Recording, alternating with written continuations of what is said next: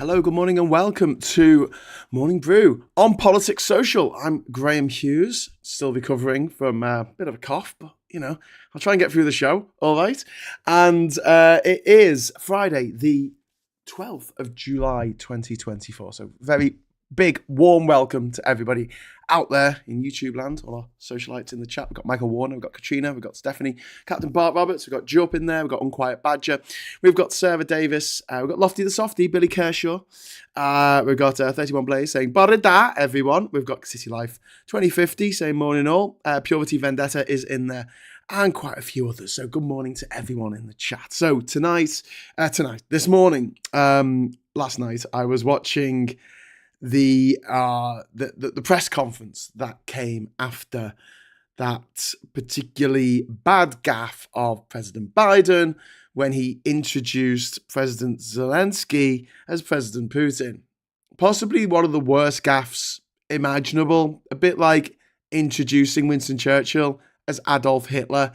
I mean, as gaffes go, that's a bit worse than forgetting the name of Colonel Gaddafi. It's a bit worse than calling Princess Diana Princess David, even, which is what Ronald Reagan did. Anyway, so then he topped that off by doing this press conference. He was supposed to come on at 12 o'clock, our time, midnight. He came on at about past. And in between that, the time he was supposed to come on and the time he actually did come on, maybe he had a little nap or something, they played like this kind of weird Disney music. It was like the music from the Itchy and Scratchy show. Yeah, it was weird. It was just so weird. Anyway, he came out and, oh God, it was like the debate 2 weeks ago. Again, it was painful to watch. Really painful. Not least because he rambled, he whispered, he then suddenly got very angry about gun crime in America, which is, justified, but it sort of came out of nowhere and was a bit scary, to be honest with you. And another massive gaffe where instead of calling his Vice President Kamala Harris, he called her Donald Trump. I mean,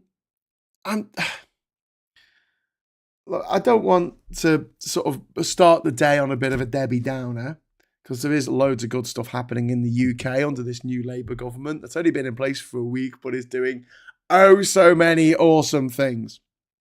But I don't know how many of you have had to deal with a parent or a grandparent who has gone through cognitive decline in their old age.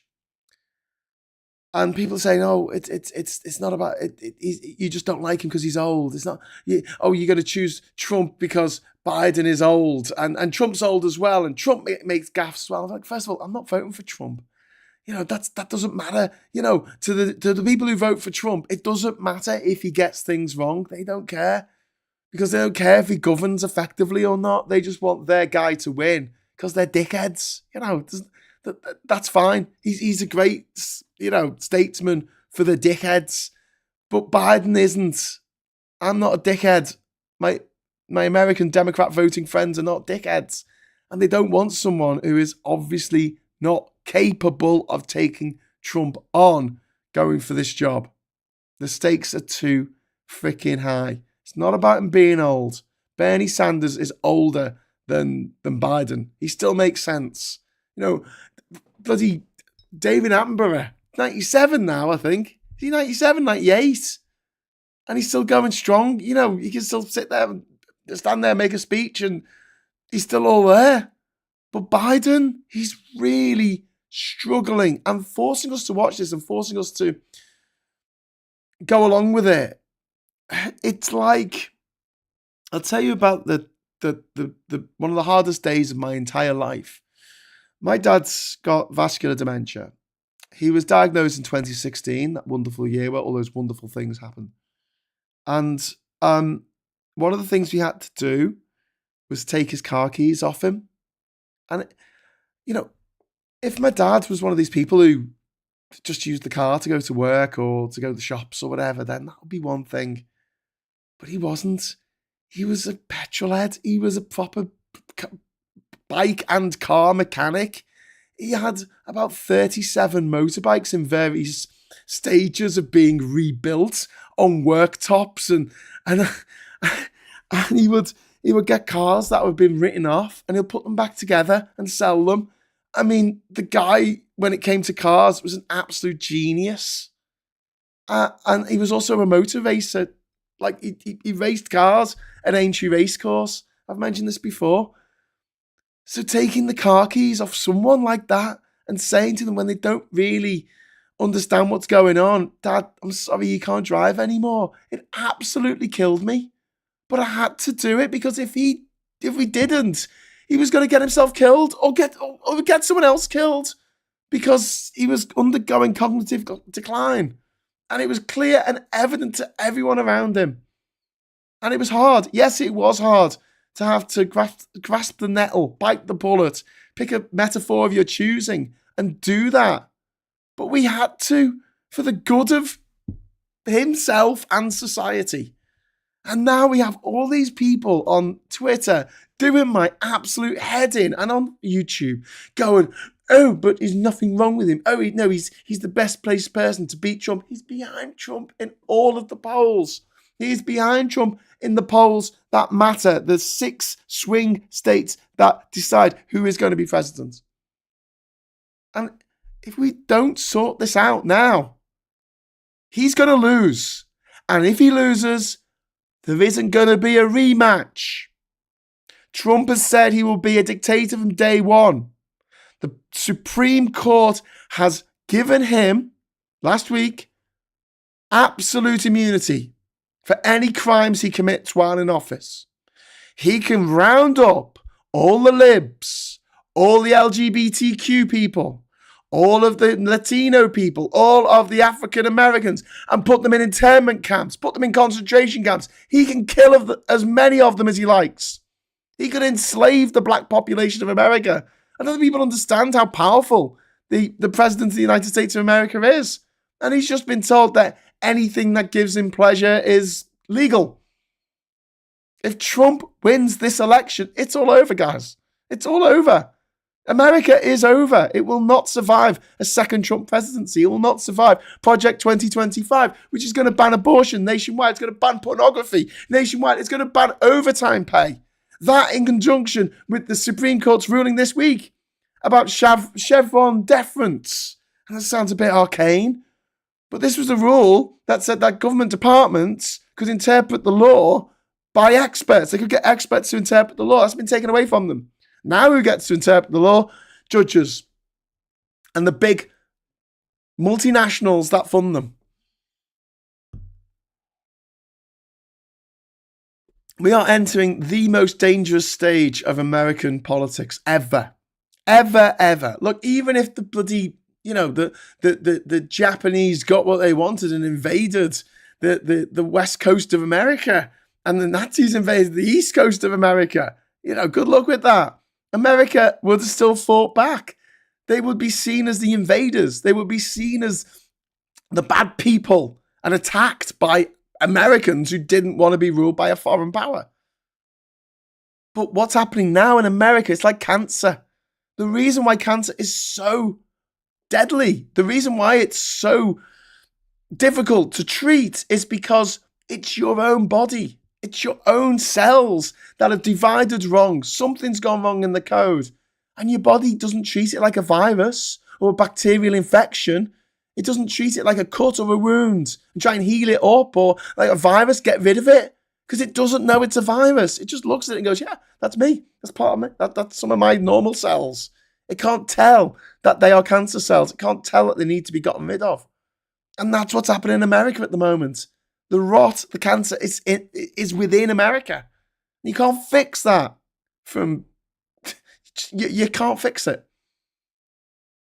And this is what we're putting on the line here, sticking with a guy who fucked up so badly last night. I mean, the whole of the NATO heads of NATO, everyone just gasped in horror when he called President Zelenskyy, whose country has been for the last 2 years attacked by President Putin, Vladimir Putin, an absolute psychopath who has his enemies and his friends thrown out of windows, assassinated, blown up in planes. A guy who has organised mercenaries from all over the world to go to Ukraine, come into Europe and murder women and children, kidnap children. Thousands of Ukrainian children have been kidnapped by the Russians. You know, they talk a lot about people who've been kidnapped from Israel in Gaza. Yeah, I understand hostages being held. That's really bad. If it's bad in Gaza, then it's bad in Russia. And that's what they've done. They have abducted thousands of children to bring them up with Russian families. And no one will stop those children from being abused. I'll tell you that now. Sorry, I should have said the trigger warning before I said that, but...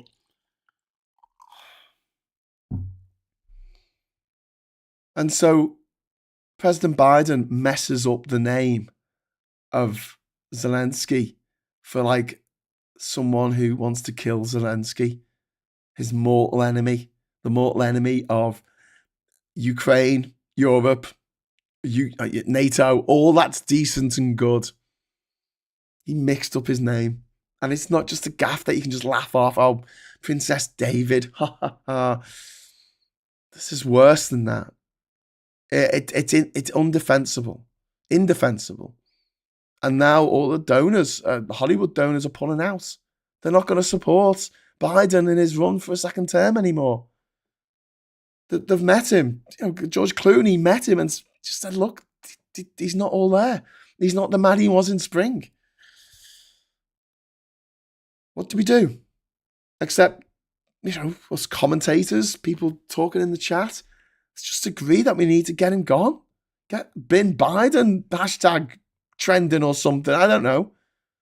But the more people who call it out and say, no, this is unacceptable, the more cheerleaders for the Democrats, the more people who hate Trump call it out, the better. Because it will get to a critical point where he goes, okay, we'll stand down. I'll put someone else in the line. Someone who can win. And, you know, Phil and I talked about this last week. It's not great, is it? It's not great. Sorry, it's the week before now. It's been a fun week. But I don't think Kamala Harris can win. I think it does have to be a middle-aged, middle-class white guy who used to play college football. Just learn the lessons from what Labour did in the UK. They didn't win any votes. In fact, the vote share went down. But they didn't have people voting against them. They have people who were so fired up with the idea that Labour might take over, that they thought, oh my God, I've got to go and vote. And that's what we need in America. You know, we need people who, you know, are not worried about a Democrat taking over to not vote for Trump. It's not the Democrats we need to win over, the Democrat voters. They're going to vote Democrat. In the same way that Labour voters in this country were always going to vote Labour. It's not them that we have to worry about. It's the people on the other side. And if we can get enough Republicans to stay the fuck at home come November, then we win. If we can't, if they are scared and saying, oh, well, Biden, I don't like Trump, but Biden's half dead and not making any sense. And I know that Trump is just as bad, if not worse. But Trump talks nonsense in a way that makes it sound like he knows what he's talking about, at least, even though he doesn't. I'll give you numerous examples of just absolute garbage that President Trump has come out with. But the fact remains that his supporters don't care about that. And I don't think that the anti-Trump movement, the anti-Trump vote, is strong enough to keep him out come November. And like I say, if he does get in, all bets are off. All bets are off, because we are handing the most powerful position in the world, the biggest nuclear arsenal, working nuclear arsenal in the world, to a man who is not just cruel and idiotic, but also sadistic. And that is not a good position for us to be in. I'm going to get into the chat now. I'm sure there's people who disagree with me on this, but, you know, I just want to say a big thank you to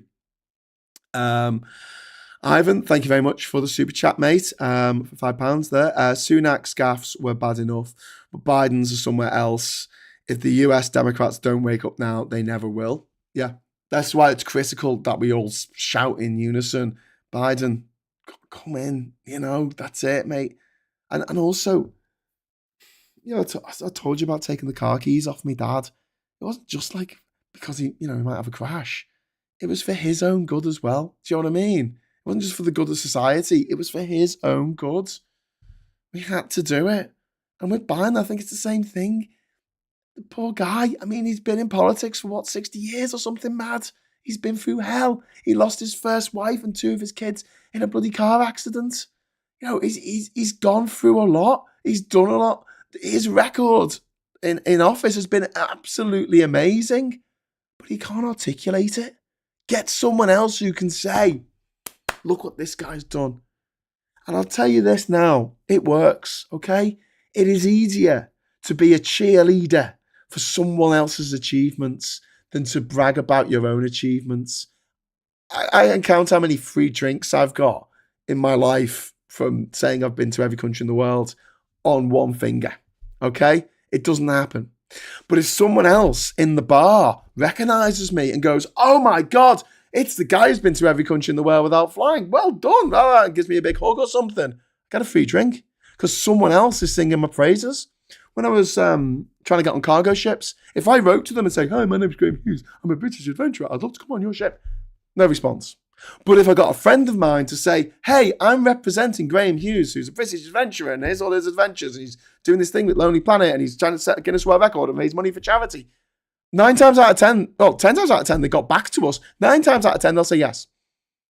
So get someone else to big up Biden's record and say, look what we did. Look at the amazing stuff that we did for this country, America, in the last 4 years. And you want to throw all that away and give unprecedented power to unlimited power, like bloody the Emperor from Star Wars, Emperor Palpatine. You want to give all that to Trump? You want to give that all to a madman who fancies his daughters? Come on. A convicted rapist? Sorry, a man who's been found to have committed rape in a court of law. You want to give that to an actual person who's been convicted of 34 felony counts? Okay. Sorry, it wasn't felony. It wasn't felony. Was it? No, 34 counts of a crime. I think it's slightly different, isn't it, felony? Oh, I don't know. Some legal eagles tell me in the chat what the correct nomenclature is of that. Tinkanator, you have been a member for 7 months. Thank you so much. Democrat elite want Biden to go now, apparently. Yes. Good. There is a silver lining to what happened last night, is that you can't argue with it anymore. I've been on Twitter this morning, and there are some people still arguing that he's all right and that Trump is worse, and that's somehow an argument. It's not. Saying Trump is worse is just like saying the sky is blue. Of course he's worse, but it doesn't matter to his voters. It doesn't matter to the people that he needs to vote for him. It does matter to Biden. It does matter to the Democrats. Ivan, thank you very much. Ban pornography. Trump has a history with pornography himself. Yes, Americans seem to have no problem with his double standards. Oh yeah, absolutely. He's the devil, isn't he? He is the actual personification of the Antichrist. And yet there's lots of American Christians who vote for him and go for it. It's like, yeah, this is great. This is awesome. George, I believe, is Biden being covertly drugged? It would be no surprise. I don't think he's being covertly drugged, but thank you for the super chat. So super chat, you did it twice actually by the looks of things. So thank you very much for the £4. No, I don't think he's being drugged. I just think that he's not all there. Yoni, if Americans are daft enough to elect Trump again, there's little hope for the country. Yeah, but it is easier to replace one old man than it is to change the hearts and minds of millions and millions and millions of Americans. In the same way, look, I'm feeling like I was in 2019. At this time of the year, in 2019, we were going into the summer. We just had the EU elections in which the Tories have been absolutely humiliated. They got 8% of the vote. Labour, on the other hand, they got 14% of the votes. So they weren't exactly riding high. And at the time, me and other people who wanted us to stay in the EU were screaming that the leader of the opposition needed to be replaced because he couldn't win. We shouted it from the rooftops. We shouted it at the front of rallies. We shouted it off stages. We shouted it on videos to anyone who would fricking listen, but no one did. We were told to shut up. We were told we were being melodramatic. We were told that, of course he can win. Of course he can win. Do you see how well he did in 2017? And I'm like, 2017 when he lost? Okay. He lost against Theresa May. The Tories, not being absolute idiots at the time, replaced their leader. Labour didn't.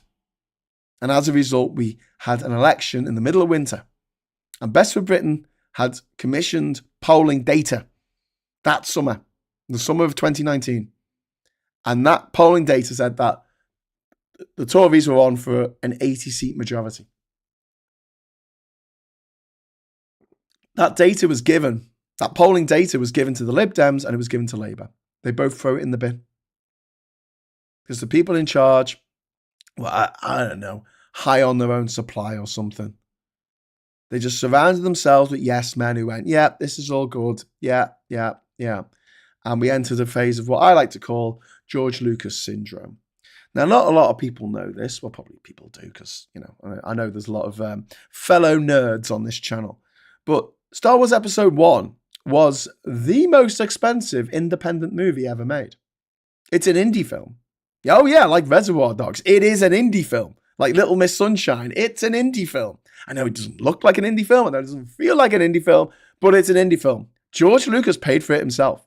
And so he put everyone together and everyone had to work for him. And everyone who was working on it was a fan of Star Wars. And so they didn't want to say no to him about anything. The first Star Wars movie was made so much better back in 1977 by the fact that the studio was on George Lucas's back to make a decent movie. The actors were on his back for him to write some decent dialogue. His wife managed to re-edit the entire finale sequence at the Death Star to make it really good because it was terrible. And he somehow made a sci-fi fantasy classic. He's just spawned copious numbers of hours of TV shows and films ever since. But Star Wars Episode 1, he was surrounded by yes men. And they went, yep, George, yeah. You want a jive-talking amphibian who steps in shit? Yeah, put that in the movie. Definitely put that in the movie. You want a kid with that really annoying haircut that every kid in every bloody Hollywood movie seems to bloody have for some freaking reason, like they all go to the same barbers. Doesn't matter if they live in ancient Rome or a galaxy far, far away. Give that moppet that same bastard haircut. This kid can't act. Yeah, but we'll have him in there. Okay. Who's the main character? It's Anakin. He doesn't turn up to 1 hour into the freaking movie. How can it be about him? It's about Obi-Wan Kenobi. He's not in the movie. It's about Qui-Gon Jinn. He dies. Spoilers. How can it be about him? Who is this about? It's about Jar Jar freaking Binks. What a terrible movie. No one told him. And this is what we've got in Biden now. And this is what we had the last leader of the opposition. Fan worship is not a good way of deciding who should be the leader. Blind devotion is not a good way of deciding who should be in charge of the most powerful country in the world. I mean, loyalty. I'm sorry, and I know this is going to sound really harsh. I'm not very loyal. In my book, if you fuck up that badly, I'll sack you. If I have the power to sack you, I'll let you go. If you're a celebrity and you do something horrible, I'll drop you like a hot stone because I don't have any loyalty to you. I don't even know you. Whatever. But if it's a friend of mine who fucks up really, really badly, yeah, I'm not going to see you again. I'm sorry. I know that sounds really harsh, and I know that maybe they probably need the support or whatever. I mean, you got to fuck up pretty badly. I mean, I'm not just talking about not turning up when we're supposed to be meeting up at the pub or something. I'm talking about something really serious here. But all the same, like, I think blind loyalty is overrated. You can't just go around going, yeah, Joe, yeah, that's great. Yep, Jeremy, that's fantastic. Yep, George, whatever you say goes, mate. Oh, every idea you have is amazing. People need to know themselves. That was the sign on the above the cave of the oracle, at Delphi in ancient Greece. Know thyself. And if someone has gotten to a position where they're surrounded by stans and fanboys who just worship the ground they walk on, they're not going to have any of the feedback they need to know, to take them down a peg or two, to get them grounded in reality. And we see it time and time again. And when are we going to learn our bloody lesson? Stop it. Stop idolizing people. Stop putting people on pedestals. It's not worth it. You know, if I let you down, fucking unsubscribe. You know, go. If I pissed you off because of something that I've said, you owe no loyalty to me. You know, you don't. Go with God. You know, maybe you come back in a couple of years when you've cooled down a bit and see if I'm still talking bollocks, or maybe if you come round to my way of thinking. But the reality is, nothing I say is sacrosanct. I make mistakes. Everyone does. And I need you, and I need my family, and I need my friends to freaking tell me. And if there's something that I think I can do that I can't do, I need people around me to tell me, no, Graham, stop it. No, you can't do that. Because I'm very hot-headed. I'm very passionate and very driven, shall I say. So yeah, knowing that you're not particularly good at singing is good to be told before you go on X Factor and make an absolute tit of yourself in front of the whole nation. You need a friend. You need a family member to say, sorry, Graham, I know you love your karaoke, but you can't sing for shit. My girlfriend literally can't hear, knows that I can't sing. It's a good indication that should not be my vocation in life. Simon, thank you very much for the £5 super chat. It's not just Biden worship, but his inner circle will all lose their jobs and power if he goes. That's a good point. But will they? I mean, this is the thing. Like, if they're good advisors, then surely the next person will take them on.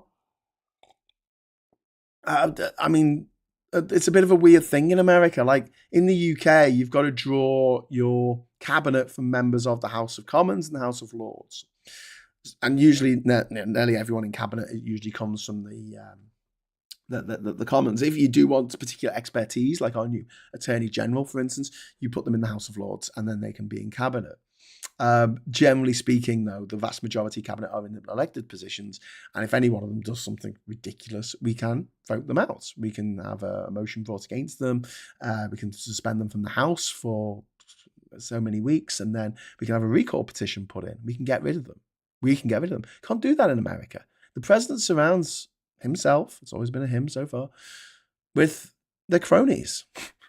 Whether it's Democrat or Republican, they surround themselves with their mates. The head of the defense isn't, someone who's got a great grounding in defense. It's just someone that the president knows who says, do you want this job? And they're like, yeah, all right, I'll have that job. Trump went through so many staff so fast. Emma, oh my God, £5 super chat, but that's not the main thing. I concede he needs to go. Thanks, Emma, on a few levels. But yeah, me and Emma have had it out for a while about Biden, and to say, yeah, he needs to go. Thanks for coming around to what I've been saying for a little while. I was a fan of Biden. I was so happy that he won in 2020. I don't have anything against him personally. I think he's been a fucking brilliant president. I really do. I think he's got through some really difficult laws in a really difficult situation in America where all the Republicans want to do is create deadlock and not get any laws passed and not spend any time actually debating or formulating legislation because they don't care. They just want to pick up their paycheck and ring up their donors and get more money and then mess up America. I mean, they don't care about America. And in that environment, I think that Biden's done a terrific job, but I don't think he can beat Trump. George, we idolize without knowing it. Yeah, we do. And it's not great, is it? But I do think that we should have, the ability to go, okay, I really like John Bercow when he was speaker, but he was accused of bullying and found by an independent inquiry to have been a bullied staff. A really good example of someone I'm like, well, okay, I'm not going to deal with him anymore. there's been serious accusations made against Neil Gaiman, who's one of my favourite writers. If they turn out to be true, and I'm not going to get involved, I'm not going to go on Twitter or anything and go, oh no, I really like him as a writer, so this can't be true. It might be. I don't know. But until it's sort of proven one way or another, I'm just going to hold him in suspension. Hold him in suspense. That's not the right expression. I'm not going to big him up, and I'm not going to say that he's definitely guilty. I don't know. I mean, with other celebrities who people have come out and said things about, I've taken the sort of the Occam's razor approach of like, does it seem probable that they did this thing? And when it's a creepy weirdo like Russell Brand or Jimmy Savile, who was never found guilty in a court of law, but he did it. You know, we know he did it. Or Kevin Spacey, who's just gone mad. I mean, he keeps doing these weird videos where he pretends to be Frank Underwood from the American version of House of Cards, but it's Kevin Spacey speaking, doing this voice, it's very strange. Anyway, the point is, don't put anyone on a pedestal because they'll only disappoint you. and people, people, doesn't matter if they're powerful, doesn't matter if they're celebrities or what, they're just people. You know, the Queen still went for a shit every day. They're just people. And I know people can mess up, but there's degrees of messing up. And to mess up this badly in this situation with Biden, I can't see any other way out. He's got to go. Replace him with someone. Still have Kamala as the VP pick. That would be great. I think she's a fantastic VP. I think she will make a really good president. But I don't think America's ready for a woman of color to be president of the United States of America just yet. So yeah, but get someone from one of the swing states, one of the 6 swing states, to come in and bring that state with them. And, you know, if that's on board, the other 44 states of the union are wrapped up. They don't matter. I mean, I'm saying they don't matter, but, you know, the Democrats are going to win their states and the Republicans are going to win their states. All that matters is that whoever wins those 6 swing states, or enough of those 6 swing states, can take the presidency. And I don't think that we need some amazing leader to do that, or amazing leader of the Democrats to do that going into the next election. But I think they need someone who can take the fight to Donald Trump when he accuses Democratic doctors of murdering newborn babies on live TV. We need someone who can refute that in the strongest, in the strongest terms possible. Put it that way. You would have, I would have, Biden didn't. End of.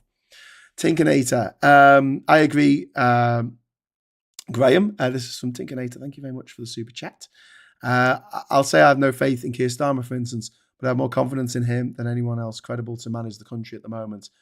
Glad he's not a demagogue. Yeah, I mean, look, I don't have faith in anything. I don't have a religious bone in my body. I'm very much seeing is believing. I don't go for conspiracy theories. Like I say, I don't take things on faith. I'm very much of the mindset of the Royal Society, whose famous motto is in nullus verba, which means on no one's word. On no one's word. Like, don't trust anyone. I mean, literally, the X-Files line of trust no one is the motto of the Royal Society, with good reason. Prove it. You've got a theory, prove it. If you can prove it, great. If it's proven time and time again, fantastic. I will believe that theory all day long until someone disproves it, and then I won't. If you can't disprove it, then that theory stays. Thank you very much for learning what a scientific theory is. It's not just an idea. It's something that's been tested many years over. Someone was asked once what it would take for an evolutionary biologist to not believe in evolution. And he said a rabbit fossil found in a Precambrian strata. That's it. That's it. That's all it would take somewhere in the world for a rabbit fossil to be found where it shouldn't be, in the rock. But it always is. It's always found exactly where it's meant to be. Because evolution definitely happened. Ivan Ambrose, thank you very much for the £5 super chat, mate. You're very generous this morning. It didn't take long for Braidman and Badenoch to start their showdown with each other. Yet another Tory popcorn moment. Oh yeah, and we've also had Ben Habib, the former deputy of Refuck, who's very upset that he's been superseded by Richard Tice without any without any democratic vote. Part of a company, mate. Companies aren't democracies. Maybe the co-op. Paul, thank you very much. He should resign now, make Harris president, and let her go into it as the incumbent. Ooh, that's a good idea. Yeah, he could do that. That's pretty good. Yeah. But I do worry about whether Kamala Harris can win just because she's a woman. She's a black woman. She's a mixed race, actually. I don't know if she can win. I would like her to. I think she's great. I really like her. But yeah, I would rather do that. I'd rather do Paul's idea than what we've got at the moment, which I think is a guaranteed loss. And again, I can't stress this enough. If Trump wins this, there's going to be no rematch in 4 years' time. There's going to be no more elections in America. He's going to be president till the day he dies. He'll have 9 members of the Supreme Court on his side. And, you know, Ruth Bader Ginsburg fucked up. I mean, she ruined her own legacy by not stepping down when Obama was in charge, so Obama could pick another liberal Supreme Court justice. She should have stepped down, and she didn't, because she was like, no, I can do this. I'm fine. Without thinking of the bigger picture. And that's what Biden's doing at the moment. He's not thinking of the bigger picture, and the people around him are not thinking about it either. So maybe things will change. I think the murmurs of discontent are going to turn into a chorus of discontent. And look, I'll be honest with you. Until I saw that debate 2 weeks ago, I was thinking, yeah, Biden can probably do this. You know, it wasn't like a big issue to me. I thought he was all right to do it. But after watching that, I just went, no, he can't do it. He can't do it. Put loyalty aside, put faith aside. Just look at the practicality of the situation. Can he beat Trump in his current state? No. What do we need to beat Trump? Someone who's awake, someone who's alive, someone who can actually, you know, finish a cogent argument without sort of trailing off at the end of the sentence. Would be nice. Yeah, no. When is the Rejoin March, and should it be renamed, says Patrick McCarthy.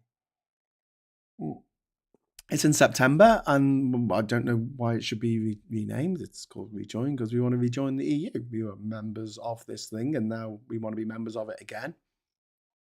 Really good video by Phil yesterday or the day before. It was the day before, about joining the single market and what Labour's going to be doing about that. And it fits in with my theory that there's going to be like an outer orbit of the EU for Ukraine, Moldova, Serbia, Bosnia, Montenegro, all the countries that are trying to get into the EU to join, which we can join, which will allow some access to the EU, regulatory alignment, all that kind of stuff, on certain goods, services, etc. It won't be full membership. We won't get voting rights. We won't get to any say in, you know, European standards, which are the world standards, effectively. Like if you're making a product, if you make it European standard, then you can sell it in any country in the world. If you don't, there's a bunch of countries you can't sell it in. Not just in Europe, but also other countries that adopt the European standard for their electronics and things like that. You can't sell things, for instance, in Brazil that don't have the CE stamp on them. Brazil's not part of the EU, if you haven't noticed. Dems need to get angry. Enough of the fear. Yeah, absolutely. They should just cut to the chase and make Taylor Swift president. Oh, that would be wonderful. Graham, don't be silly. Trump is not going to win. He's too old to win. He's had his moment. Not anymore. He's ahead in the polls. Like, you know, last time he won, he was behind in the polls. This time, he's ahead in the polls. Bit of a way. At the moment, even in New York, this is from Simon Wyndham, a traditional Democrat surefire bet is said to be at tipping point where it might become a swing state this time around, given the recent polls. The polls for this last election in the UK were absolutely spot on.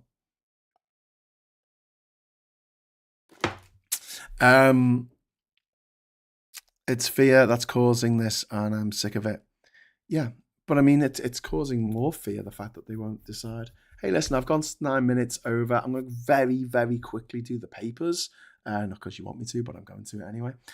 This is a story on the Express about banning crossbows again, and another thing where they just something horrific happens, and the idiots go, "Oh, we should ban Child's Play 3," which happened after the horrific murder of Jamie Bulger. No, we need to work with what's happening. We need to stop violence against women. That's what we need to do. We need to call it out. We need men to be better. We need men to come up with solutions on how we stop this kind of thing. We need their parents. The guy who did this, his brother is currently serving a 24-year jail sentence for murder. Right? So either there's some genetic predisposition to be murderers, or they had a really bad upbringing. If their dad was an alcoholic and beat them or wasn't there or whatever, their dad should go to jail as well for being a terrible, terrible parent. We need to look at things like this. If their parents gave them all the love and support in the world, they wouldn't go to jail, right? But let's face it, there's a good chance that the parents abused them as children or neglected them, and this is what ended up. There are 4 people now who are dead as a result of these 2 men who, I think that's something that we should look at in the future. I don't mean to go down the route of like North Korea, where an entire family is put to death because they think that criminality runs in your DNA, because obviously it doesn't. But when it comes to parenting, it's a big responsibility, and if you fuck up that badly that your 2 children turn into murderers, then I'm sorry, you should face consequences for that. You should face justice. And maybe that will put the fear of God in some parents to actually buck up, fly straight, and look after their kids and bring their kids up with love.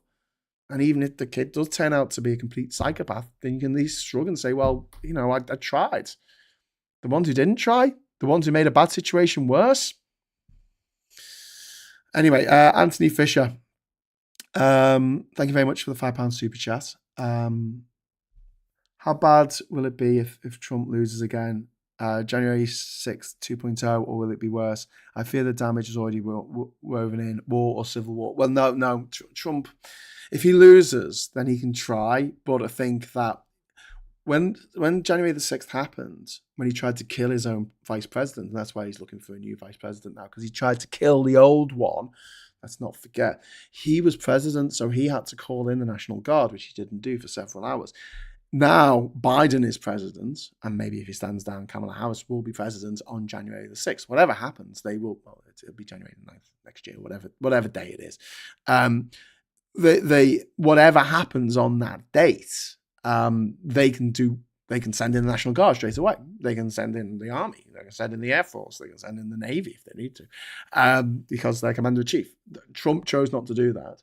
So when it comes to public order offences like people trying to storm their Parliament building, their Capitol building, I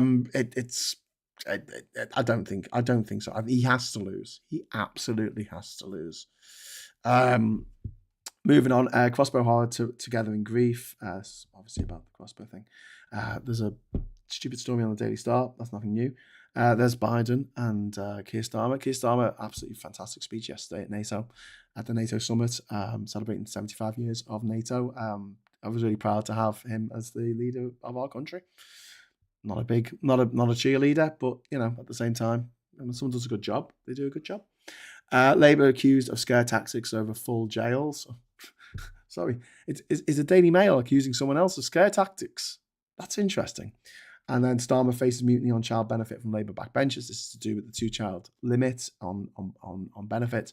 I think they're going to have to get rid of it. I think they're going to have to get rid of it pretty quickly because, there is going to be a huge revolt against the leadership, because it is something that most MPs, including my MP in Durham here, Mary Foy, have spoken out against, and they want it rid of because it's a horrible, horrible policy that has put so many people off having children and plunged thousands, if not millions of children into abject poverty as a result. Violent prisoners will be freed earlier. A lie there on the Daily Telegraph. No, if they're violent offenders, they will not be released early. Water company risers show contempt for customers. There's a whole story about water companies putting up bills for their own mistakes. Tinseltown 10s on Joe Biden. First it was George Clooney, now it's Michael Douglas. And then End the Injustice of Indefinite Prison Terms Now from The Independent. This is a story about people who have been like in jail for the last 20 years for like stealing a slice of pizza. I know that sounds like I'm exaggerating there, but it's really not. It is just absolutely crazy that these indefinite terms were handed out during the last Labour government, and then the Tories did nothing about them. They just let people fester in jail for doing fuck all. And I'm hoping that as part of the prison reform, because we need to get people out of the jails because they're not working, and B, they're overflowing. I hope these people are found and they're let back into society. I think I found our Badger mascot, says Captain Bart Roberts. Thank you very much for the super chat, mate. And then Sterling Sturgis, Sterling Sturgis, that famous movie actor from the 1920s. Sterling Sturgis as GDP data boys Labour growth agenda. There we go. That's all good. And then may you reign over Spain. But King pleads, do try win it by the 90th minute. Yeah, we can't be dealing with that. That's to do with the England football team, men's team, getting to the final of the Euros, which the women's team won a couple of years ago. Now, the women's team have the trophy and the men's team have the trophy at the same time. That's going to be really exciting. That's going to mean that we have all the European Championship trophies at the same time, which I don't think any country's ever done. Maybe they have. Have a look it up, but it would be very, very cool. There's one turning up later. I'll post a video to my channel later. That's from Captain Bart Roberts. I understand people calling for the end of the two-child benefit, but they have been in office for 1 week only. People need to be patient. Nick says there needs to be constant monitor that no one voted to leave the single market EEA in 2016. That was entirely down to the separate unmandated decision by 2 Tory MPs. Labs shouldn't be continuing that legacy. The problem is, Nick, and this was pointed out by Uncle Phil, we did vote for it. In 2019, the Tories put in their manifesto that we were going to leave the single market, we were going to leave the customs union, and we weren't going to be part of anything, basically. They won the election. I know they won the election with 43% of the vote, but that's the British system, innit?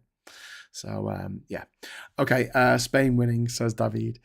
Spain will probably win, but, it's nice to get to the final.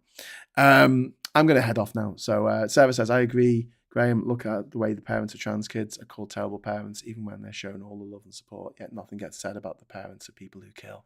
It's a very, very good point, Sarah. It's a very good point indeed.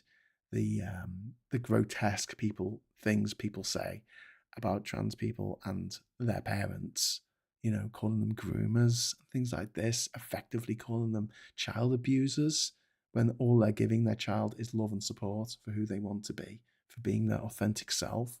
It's disgusting, and it needs to stop. It needs to absolutely stop. But it's so sad that like the right-wing agenda has just turned on a minority of a minority. I went to the supermarket yesterday. There were no trans people there. I'm not saying that there's no trans people, like they don't exist, but you don't see too many trans people. Unless you really good mates with trans people, I guess. But, in everyday life, don't see that many trans people. Or maybe I just don't see that many people who are obviously trans. I don't know. But either way, I don't see how it affects my life in any way, shape or form. That people are living their life the way they want to live their life and not harming anyone else in the process. Great. I'm all for that. I want people to have a good time. I'm only here once. Here for a good time, not a long time. Wish people in power and people with large platforms and lots of money would realise that.